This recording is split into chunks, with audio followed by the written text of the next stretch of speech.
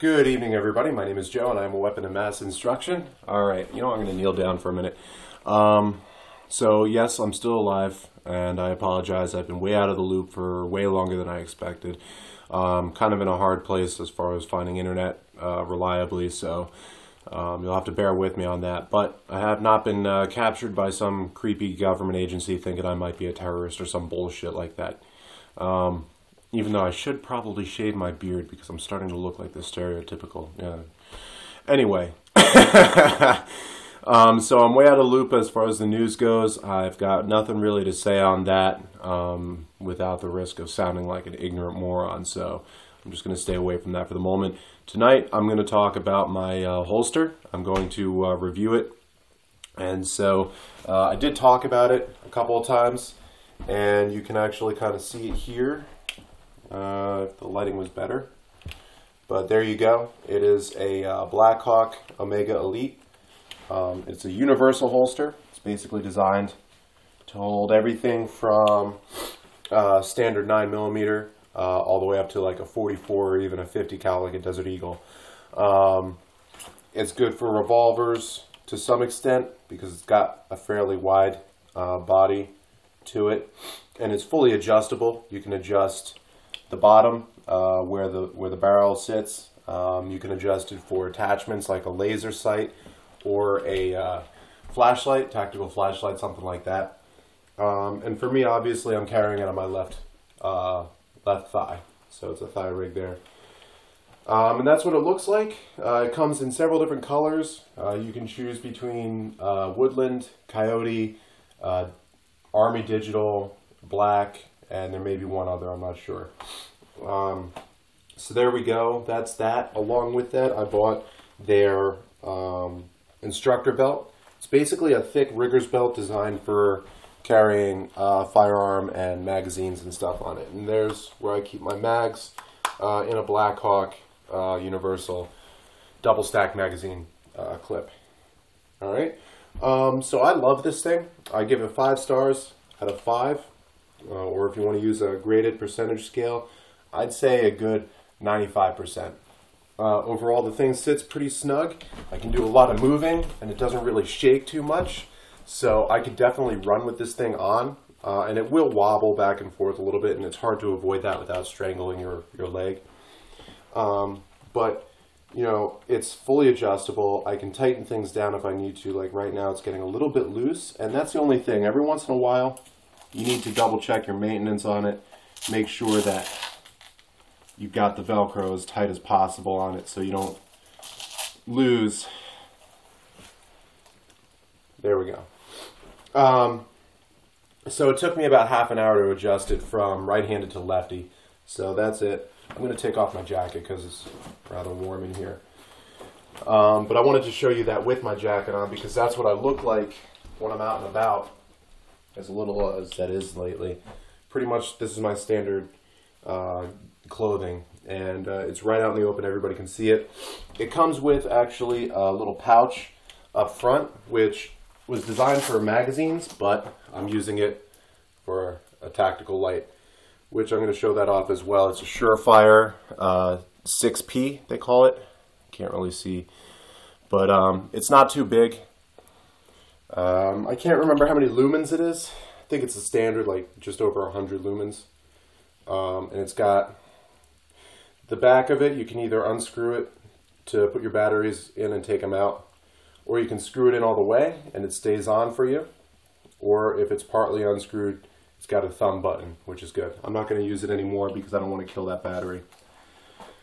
And that's what I use that pouch for, and the reason being is, I believe I touched on it a long ass time ago talking about weapons and carrying. You never want to have your pouches on your carry side. Reason for that is, if I had to draw an extra magazine from that pouch, I'd have to cross over, and that's no good because now it's a real pain in the ass trying to keep a bearing on your target while going for that magazine.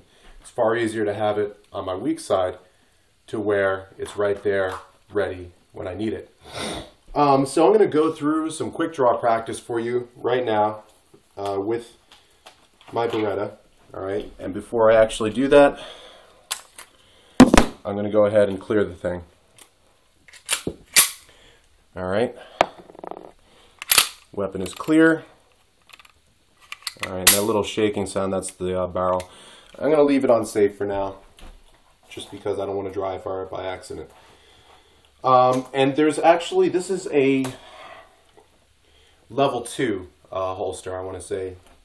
There's no internal retention other than tightening the Velcro. It's actually fairly easy to get it out, even with the Velcro tightened all the way.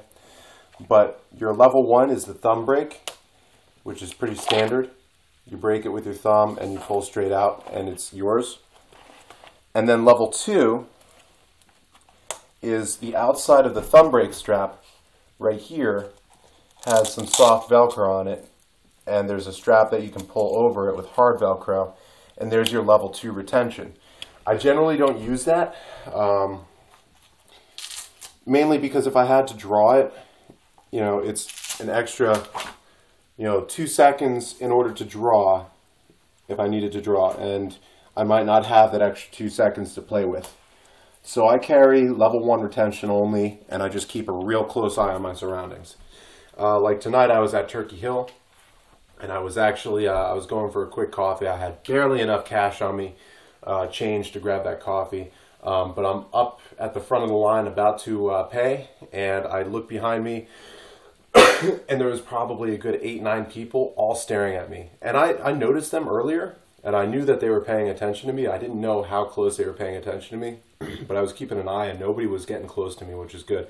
But I said, I was like, you know what? I can either say nothing and leave, and they're probably going to be wondering what the hell I was doing in there carrying the way I was. I went ahead and I told them what it was all about. So hopefully at least one of them took the message home and, puts it to good use. If they live here, they might decide to start carrying open or find out how they can get a concealed carry permit, one or the other. Okay, so here we go, some quick draw practice, and I guarantee it's going to work out a lot better than it did with my hip holster. You all remember that when I tried the one time and it fell, it came right out with the gun, and that was no good. But here we go. All right, so I'm chilling. I see a threat. Oh shit! And there we go. I'm out of practice. I could be much faster with it. But it definitely does the job. And that's part of the reason why I'm doing the quick draw practice now for you all. And it's simple as that. You got your weapon unloaded, you make sure it's clear, keep it unsafe if you don't want to accidentally dry fire. But you shouldn't be accidentally dry firing anyway, because you would accidentally fire in a real life situation if that was the case. Alright, so I'm just chilling, and I try not to put my hands in my pockets. If I do, it's thumbs only. Alright, because most likely then I could just easily slip and my hand's right there ready to go. So that's that. And you'll notice I'm going to do the slow motion for you now. Basically, the correct methodology in drawing is you don't want to come out and up and then back down, okay? So I'm going to kneel for this one. You don't want to come up and out and down like that, like you see them do in the movies. That is no good. That is really inefficient, okay? When you draw, it's up, punch out. All right, that's it. So up, punch out. All right, and it's okay if it comes up a little bit, but your primary action is straight out, okay? So it's kind of hard to get rid of that upwards motion, but the quicker you can snap into your sights, the better off you're going to be, all right? Does that make sense? And this right here, this is basically one way of carrying the pistol ready. All right, if let's say you just drew, you acquired a target and maybe you lost him, you could draw that pistol back in here if you don't expect him to pop out right away, and you can easily punch right back out. And if you're at close range, boom, you can acquire that target again. But it's good to keep your weapon in here where it's still under your control, because if you really had to, you could actually kind of look over the sights and you can adjust where your shot's going to go and all that stuff. And if you didn't have time to pull it out, even a little bit out like this, you could still pop off a shot and it'll be fairly accurate. But the main thing as far as retaining it like this is it's much harder for somebody to actually take that weapon away from you if they get in close, which is very possible when you're using a pistol. Most likely you're going to be in a very close range situation, 20 yards or less. All right, more like 20 feet or less in most cases. So that's it. Up, punch straight out, and hopefully, you've acquired your target by the time you're out. All right, and it's that quick. And if you come out there and your hand doesn't go quite where you want it to be, if your finger is up here instead of down here, don't sweat it, okay? Just squeeze towards the center with that offhand and you're ready to go. All right? It's okay if your draw is not perfect, but the whole purpose of training is to make it as close to perfect as possible so that you don't even have to think about it if the shit hits the fan and you do have to draw for real. So that's that. And again, in most cases, freaking, in most cases, it's going to be down to that split-second timing and that split-second decision-making as well. That's even more important. That decision, on whether or not you should be drawing. I've heard some of my buddies say, "When in doubt, whip it out." And you know what? To some extent, that holds true. My primary reaction, if I know I'm supposed to be alone in the house, there's nobody there, and I hear a noise, even if it sounds like somebody at the lock, if anybody was going to break in, most people are going to realize that breaking a window is going to create some noise. If they want to be quiet about it, they might try picking the lock, which is going to sound a lot like somebody working a key in the lock, especially at night when it's dark and they can't see. But you know what? First thing I do is I draw, and I'm ready to clear the house if I have to. But for the most part nowadays, I sit at the top of the stairs and I just chill and I listen to see whether it's my roommate or her boyfriend, and I chill to wait and see if it's a key in a lock or if it's somebody picking a lock, which not to say I've been trained to hear that, but I mean, it's common sense. If you listen to somebody picking a lock, it's going to sound slightly different, because you got picks instead of a key. What else? Oh yeah, let's talk about a couple of stances with the pistol as well. Touched on it a long ass time ago with my Bursa videos. If you want to take a look at that, that's fine. But again, my primary stance is isosceles, or modified isosceles, I should say. So again, here, let's show it to you. My feet are shoulder width apart. All right, just like this. Knees slightly bent, and basically I actually spread my feet slightly sideways. That's just me, but a modified isosceles is more like this. Your offside foot is going to be straight towards the target, and your strong side foot is going to be back slightly and a little bit to the left, and the whole time you're squaring your shoulders to the target. That's your modified isosceles. But let's talk about grip, all right? Because the stance, that's up to you. I totally recommend the isosceles in most situations because it's quicker and easier to get it on target. It's more natural than your weaver stance, okay? If that makes sense. All right, so I like to stick to the modified isosceles whenever possible. That was actually bad form. Looking at my pistol. Let's try that again, shall we? You never want to have to look at the pistol or whatever weapon you're drawing. You never want to have to be like, when you're trying to draw. You don't want to take your eyes off of your target if you have a target acquired. And you should have a target acquired if you're making the decision to draw. All right. So talking about grip on the pistol. All right. There we go. So this is your standard grip. All right. If you can see, my arms are both pretty much straight. It's okay to have them bent a little bit, although that does reduce your stability very slightly. But you can hold it out there for a bit longer, all right? But if you've got it locked, it's a little bit harder to keep it out there for a long period of time, but you're more stable when you're holding it. That's all well and good if you got enough room to work with, okay? However, if you're in extremely close quarters or you need to move and clear, then your better bet would be I'm not even sure if I got the name of this right. The center, CIP, center interlock position. Crap. I'm going to look it up, but it was developed by a Marine for close quarters situations, and I'm sure some of you have heard of it. Center relock, center relock. Jesus, I can't remember the exact words, but if you look for relock, if you do a Google search for relock or a Wikipedia search, you'll be able to get the articles on it. I heard about it a while ago, and I did some looking into it, and it does have a valid purpose, you know. And basically, it's a way of keeping the pistol closer to you, but also allowing you to acquire that target just as easily and just as effectively. So here, my hand is actually, my offhand is here, all right?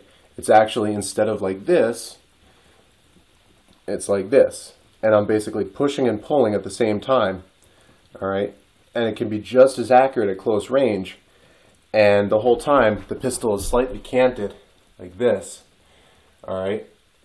And the whole reason for that is you've got much tighter control on that pistol. It's much harder for an enemy to disarm you if they were going to try that. But there's like 4 stances for that when it comes down to it. You've got one, the ready stance, which is right here, all right? You've got, you know, your close stance. Hang on. You got alert, ready, close, which is basically like you've got just enough, you got just enough space in front of your eye with that pistol to where it's not going to run into your eye when you use it, okay? So if you were to draw that slide back, you see I've got, you know, a couple inches to spare. Not perfect, but right there, all right, it's going to take into account that recoil. This is for, the guy developed it for 9mm, but with a long barrel 40 like this, it could still be used. And I do revert into that every once in a while. And it's great for those close quarters situations, like cutting that staircase that I showed you all a while back. And one person asked about a long arm situation with that. Cutting around that staircase with a pistol using this stance is much easier. All right, it's easier to stay on target and everything. But look it up. It is worth a look. I'm not a master of it by any means. I tried it out one day just to see what it was like, and I kind of dig it. That's pretty much all I got for you. So that's my holster. That's my setup, and I hope you all enjoy it. And that's why I use it the way I do. But that's pretty much what you would see if you were to see me walking around. You would see my pistol chilling in the holster like this, just waiting. And if I did need to draw that tactical light for whatever reason, all right, it's going to take longer to draw it, but in a situation where I need the light, I'm probably going to know beforehand. So it's probably going to be a situation where I'm going to be drawing the light before I even think of drawing the pistol. I'll be taking a look at something out there, you know, what's going on out there, and then if I decide it is a threat, I'll probably draw. Talking about a tactical light like this, all right, now you've got a pistol in one hand and the light in the other, all right. There's a couple things you can do. One, you can put that light just like this, and you're kind of pushing against your shooting hand with that light hand, all right, and there you go. You got that light right there. The downside, though, is you're looking through those sights. If a bad guy is able to zero in on that light, he's going to figure out pretty quick where you are, all right? So that's the downside to that, but it does keep your pistol hand a little bit more stable when you're shooting, all right? If nothing else, it provides a rest for you. Your other method is the FBI method. This is how they're trained to work, all right? They basically hold that light up here and they keep it moving around while they're aiming towards their target and while they're acquiring their target, so that it's harder for somebody, you know, even if they manage to not be blinded by that light, which is very hard to do when it's like, you know, a freaking 100 lumens. Even if they manage not to be blinded by it, they're still going to have a much harder time acquiring that target because that light is bobbing and moving and it's totally random, okay? And it's going to be much more confusing for that target. That's just a couple things to think about with tactical lights, all right? You got those two methods. Or you can always pop something onto the rail system, which I haven't yet, obviously. But if you do that, then you don't have to worry about using your offhand for a tactical light, but you don't have any options when it comes to where that light is positioned. It's always directly underneath the barrel of your pistol, which means bad guy's going to know, where to shoot. Well, they're not necessarily going to know that that's where to shoot, but that's probably the first place they're going to aim. So you got to be quick on it as well if you're going to use a tactical light attached to the barrel of your weapon.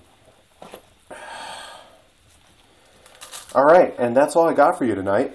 Kind of a bit like back to the basics there, and I'm glad I did it because I haven't done an episode like this in a while, and I hope you all enjoyed it. Kind of like what I originally started this stuff to do. All right, let's load this sucker up. I didn't go into any quick reload drills, but those are actually not. Why not? I'll do one real quick. All right, so let's say, what's the situation here? Let's go through a tactical reload, okay? A tactical reload is when you still may have ammo in the gun, all right, and you're going to probably know because the slide is forward. In most self-loading pistols, that slide will pop back and lock at the end of a magazine.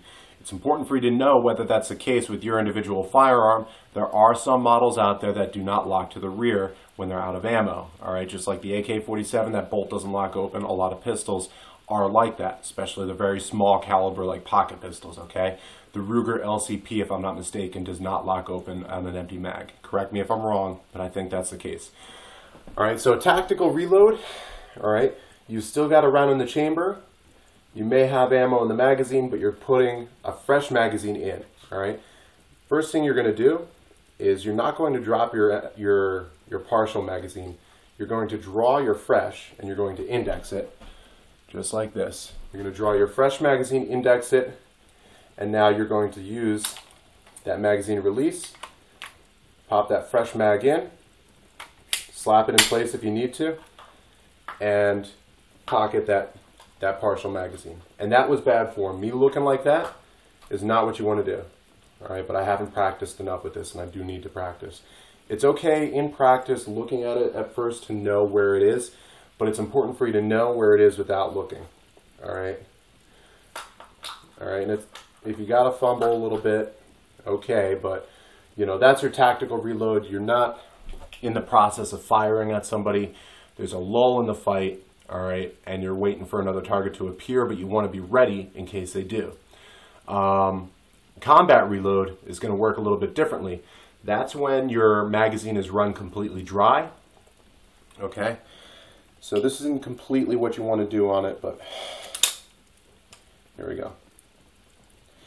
All right, so your magazine is run completely dry, or maybe there's a malfunction. For whatever reason, that slide is open, and when you go to fire, nothing's going to happen. It's going to almost be like it's unsafe. All right. In the heat of a fight, when the adrenaline's flying, you might not necessarily see that slide is locked open. But there's two ways to do a combat reload, okay? In this case, you know it's empty. The bad guy might not know it's empty, all right, because they're going to be a little bit further away, all right? If you're lucky, there's a lull in the fight, but chances are you're not going to be so lucky. So your primary thought is going to be to get a fresh magazine in there. All right, so you're going to drop and load and clear, or load and chamber, okay? That was definitely not the fastest it could be. Again, I am out of practice, but basically you're forgetting about that completely empty magazine, you're slapping a new one in there, and you're getting it on target as quick and efficiently as possible.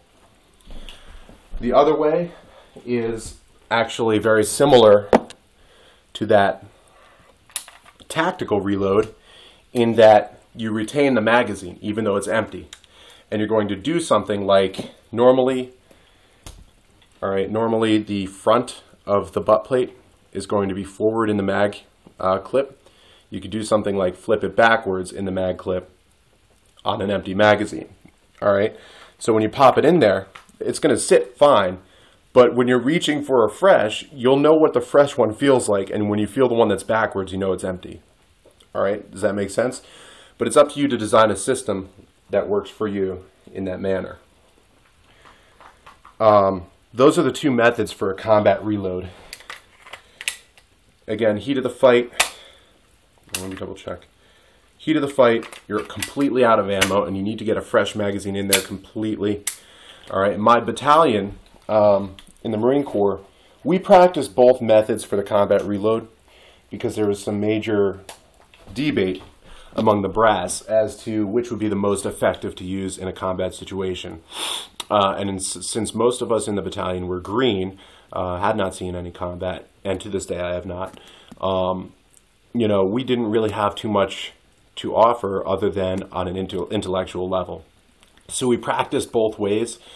What they ended up deciding on was magazine retention was more important than staying on target a little bit faster. The reason being was, one, with the amount of firepower that we carried, for the most part, we would have been able to have a buddy pick up our lack of fire for a couple seconds more while we reloaded, as long as we were drilled properly on how to reload and retain that magazine. Two, magazines don't grow on trees. It's not like in the video games where, you know, if you pick up ammo of your caliber, you already have the magazines that go with it. It's really not like that. You know, when they ship out the ammo, it comes in clips, it comes in bandoliers, it comes in boxes of it, loose sometimes, you know, all sorts of ways, and sometimes it comes linked for a machine gun. And it's up to either somebody in the rear, in the garrison section, segment, or the camp or the fort or whatever, to actually convert that ammo into usable form, i.e. put it into a whole bunch of magazines to distribute among the troops, or it would be up to us to do it ourselves. And in most cases, that's what happened. We would get issued a whole bunch of freaking ammo on stripper clips, and we would have to insert it in the magazines ourselves. If we were lucky, we'd have a speed loader or a load assist or whatever. But so, you know, that you're not always going to have spare magazines that you don't already have with you, okay? So that magazine retention, especially in the case like the shit hits the fan, it's going to do you no good to drop an empty magazine for a weapon that you're reloading, and then 10 minutes later be like, you know, 2 miles down the road because you hopped in your car and you ran from whatever danger, and now you're safe, but you have to put more ammo into your mags, and you realize, like, oh shit, you only have the one magazine that's in the gun. That's no good. So magazine retention is pretty key. So even though it's probably going to be a one-on-one if you do have to draw in defense of yourself, I do recommend training for that magazine retention and getting it up to speed to the point where you can do a combat reload in less than 2 seconds and get back on target and still keep that magazine. Because if the shit hits a fan, you know, and it doesn't even matter if that empty magazine doesn't have to go back in your magazine clip. All right, that's just where I try to keep it. But again, if it comes to me fumbling on it, I'd rather just like throw it into my pocket real quick, you know, and I'm good, even though it's mixed up with my Bursa mags. All right, I'll be okay for the next couple of seconds while I'm still firing my primary. Does that make sense? Try to keep hold of that magazine. Okay, that's really all I got for you. We're running on almost 30 minutes here.